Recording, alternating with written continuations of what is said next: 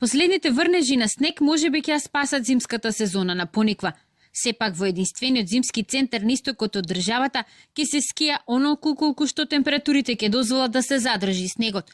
Топовите за вештачки снег, дел од подарокот на МЕПСО, вреден €1.000.000 и годинава ќе останат надвор од функција. Разговарам и е разговарано во повеќе наврати со мојот почитуван колега градоначалник од Пробиштип, кој што го има на управување дел од опремата, значи топовите и патрагот, санката се на управување на Пробиштип дадено, се со цел да заеднички постигнеме некакви усогласувања и до опремата која ја има и која е наменета за Пониква да биде навистина искористена.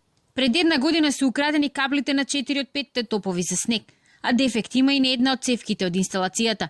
Неговото отстранување зависи од општина Пробиштип, што пред 5 години нестопани сување ја доби целокупната инсталација и вештачките топови за снег.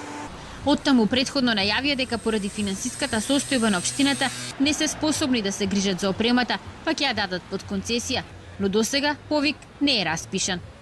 Точно е дека годинава не е распишан повик за концесија на опремата.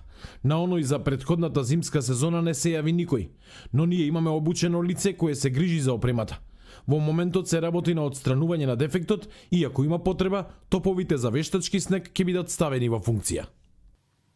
Пред 5 години Пробиштип и Кочани формира и заедничко јавно предпријатие Пониква, што требаше да се грижи за овој зимски туристички центар. Но предпријатието никогаш не профункционира, а во јуни минатата година беше покрената и постапка за негова ликвидација.